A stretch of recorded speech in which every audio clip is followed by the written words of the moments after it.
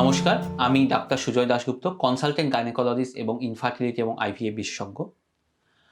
আজ আমরা যেটা আলোচনা করব, ধরুন আপনি বন্ধ্যাত্বের শিকার, আপনার ফাইব্রয়েড আছে, তাহলে আপনার কি অপারেশন করা দরকার আর অপারেশন করলে কিভাবে করতে হবে। আপনারা নিশ্চয়ই আমাদের এর আগের ভিডিওটি দেখেছেন, যেখানে আমরা বলেছি যে ফাইব্রয়েড যদি ইউটেরাসের ভেতরের দিকে থাকে, সাবমিউকাস ফাইব্রয়েড, তাহলে সেটা অপারেশন করা দরকার। যদি ইউটেরাসের দেয়ালে থাকে ইন্ট্রামিউরাল ফাইব্রয়েড, তাহলে সেটা কিছু ক্ষেত্রে অপারেশন করা দরকার, সব ক্ষেত্রে নয়। কারণ বেশিরভাগ ক্ষেত্রে ফাইব্রয়েড কিন্তু বন্ধ্যাত্বের কারণ নয়। ফাইব্রয়েড থাকলে বেশিরভাগ ক্ষেত্রে কোনো সমস্যা হয় না।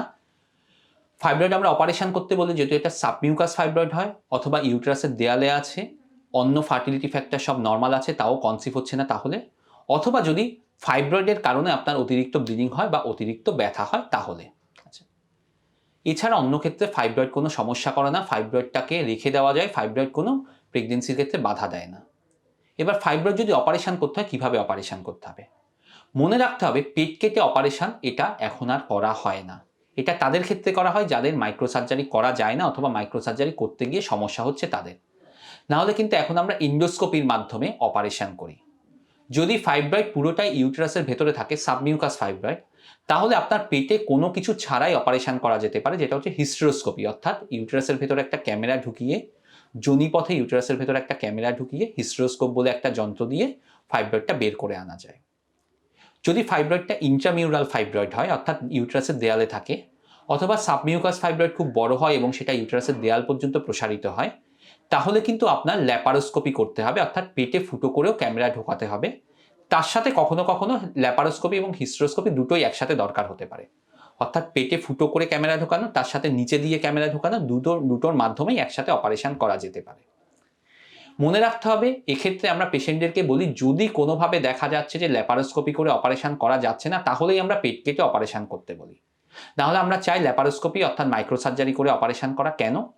তাতে আপনি তাড়াতাড়ি রিকভার হতে পারেন, তাড়াতাড়ি হসপিটাল থেকে বাড়ি চলে যেতে পারেন, তাড়াতাড়ি আপনি কাজে যোগদান করতে পারেন, তাড়াতাড়ি আপনার ব্যথা কমে যাবে এবং খুব তাড়াতাড়ি আপনি স্বাভাবিক জীবনে ফিরে যেতে পারেন। কারণ পেট কেটে যদি অপারেশন করতে হয়, তাহলে কিন্তু আপনার সেরে উঠতে টাইম লাগে।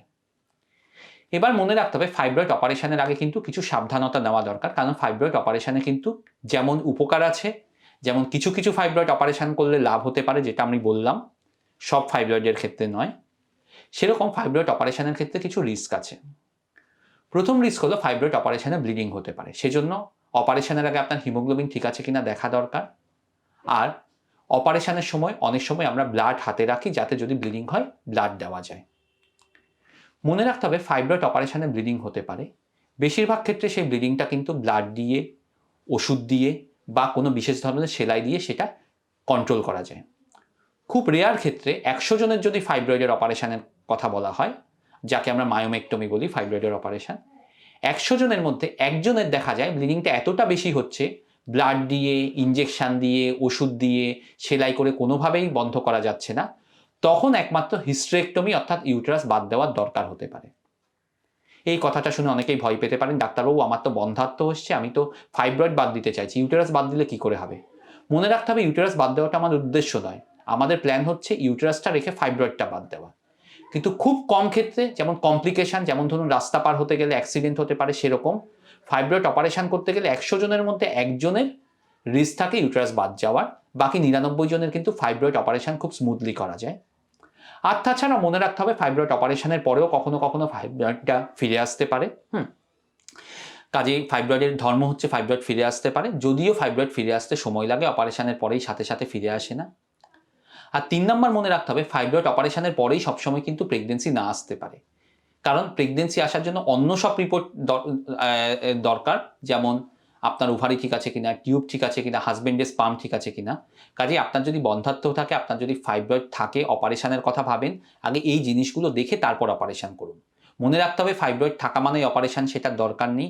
কারণ বেশিরভাগ ক্ষেত্রে ফাইব্রয়েড বন্ধ্যাত্বের ক্ষেত্রে কোনো ক্ষতি কিছু করে না, এবং বেশিরভাগ ক্ষেত্রে ফাইব্রয়েড সরিয়ে বন্ধ্যাত্বের ক্ষেত্রে লাভ কিছু হয় না। যদি আপনাদের এই সংক্রান্ত অন্য কোনো প্রশ্ন থাকে, আমাদের সাথে ফেসবুক পেজ বা ইউটিউব চ্যানেলের মাধ্যমে যোগাযোগ করতে পারেন। ধন্যবাদ।